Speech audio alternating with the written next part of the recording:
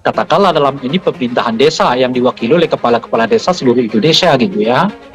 Nah, kan sebelumnya, meskipun kita tahu sebelumnya itu udah beberapa kali juga ya Ganjar Pranowo bertemu dengan perwakilan kepala desa yang tidak keseluruhan sebetulnya. Misalnya pernah terjadi di Jawa Barat. Kemarin saya dengar misalnya terjadi di Bogor gitu ya, pada hari yang tidak kerja memang gitu. Nah, tapi untuk keseluruhan perwakilan kepala desa se-Indonesia itu terjadi di Jambi gitu.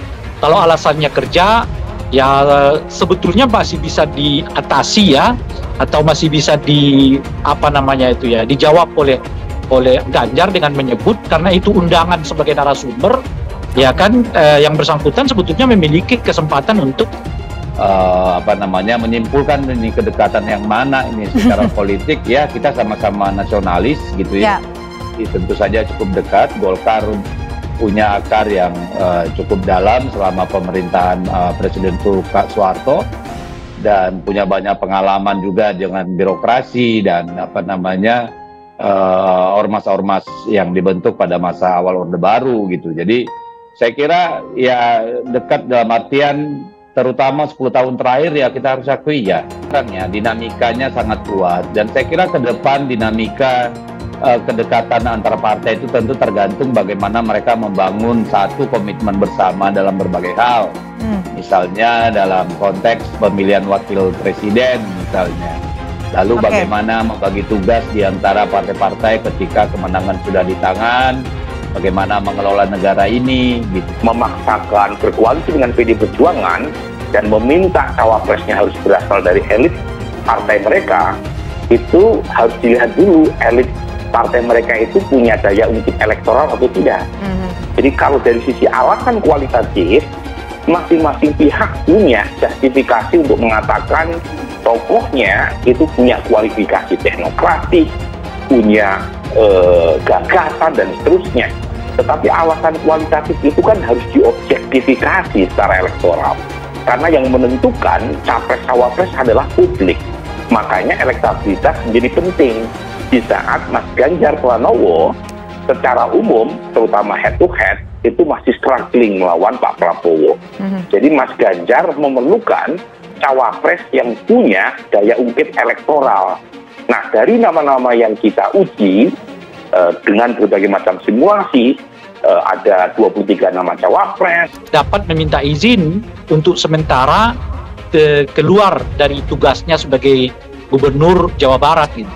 Karena itu ya sama seperti di mana-mana misalnya Ganjar menghadiri peresmian apa ya, seminar apa ya, yang baik itu berhubungan dengan Indonesia maupun berhubungan dengan Jawa Tengah gitu. Jadi kalau diundang sebagai narasumber, saya kira masih memungkinkan yang bersangkutan itu mendapatkan izin gitu. Oleh karena itu ketidakhadiran Ganjar di dalam pertemuan kepala desa se-Indonesia ini, saya kira adalah kerugian sendiri bagi Ganjar Pranowo gitu. Tentu kita perlu lebih banyak pasukan, ya, lebih lengkap, lebih baik. Kita tahu akar sejarah PBB itu luar biasa. Walaupun mereka saat ini tidak ada di parlemen, tetapi mereka menurut saya itu satu-satunya partai produk reformasi, ya, yang akarnya sangat kuat dan masih bertahan hingga saat ini, ya, di parlemen-parlemen daerah, ya. Nah, kemudian juga tokoh-tokoh di PBB ini bukan kaleng-kaleng. Kita tahu ada Pak Yusril, ada Pak Ferry Nur, ya, ya, banyak lagi tokoh-tokoh. Kemudian di kalangan menengah dan kalangan mudanya pengaruhnya luar biasa. Mereka juga punya laskar-laskar, ya, yang teruji. Nah, ormas-ormas, ya, yang teruji. Jadi ada 18 nama cawapres, ada 10, ada 5. Itu 3 nama teratas itu muncul dengan selisih yang tidak signifikan sebagai cawapres idola publik.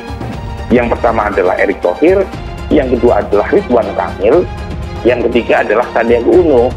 Tapi ketiganya itu tidak signifikan secara statistik. Nah, nama-nama lain, misalnya yang saya hormati, ya, Jenderal Andika Perkasa, kemudian Pak Muhaimin, kemudian AHY, itu elektabilitasnya di bawah top 3 ini.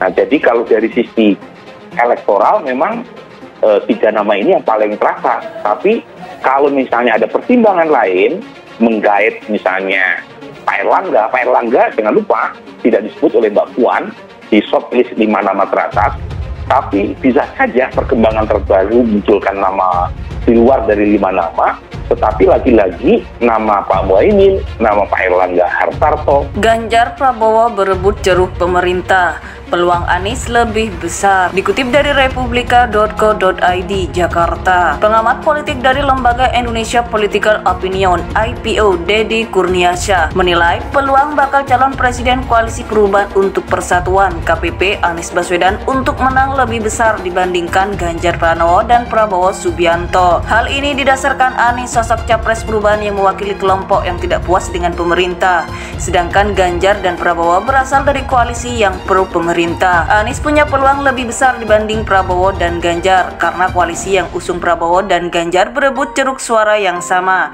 yakni pro pemerintah. Sementara Anies hanya sendirian menampung kelompok yang sejauh ini tidak merasa puas dengan kinerja pemerintah, ujar Deddy dalam keterangannya Senin 31 Juli 2023. Hal ini disampaikan Deddy karena naiknya elektabilitas Anies mendekati Ganjar Pranowo dan Prabowo Subianto berdasarkan survei lembaga riset berbasis di Australia, Ating Research.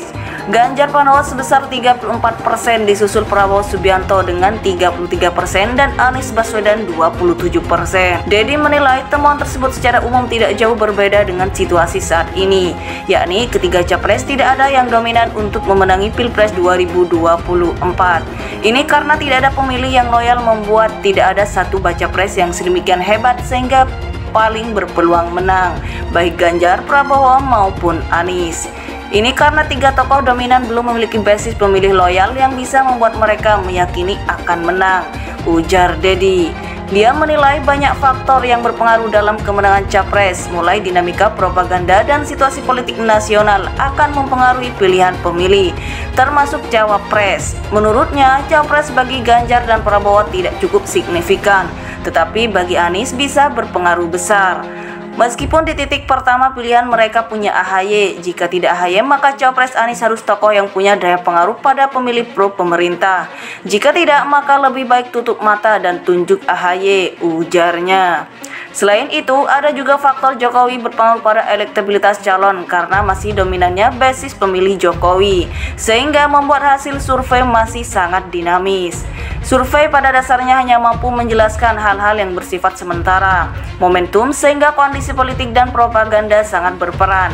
Semisal pada saat periode survei Prabowo sedang dalam propaganda yang baik, dipastikan hasil survei juga baik. Begitu pula jika sebaliknya, ujarnya.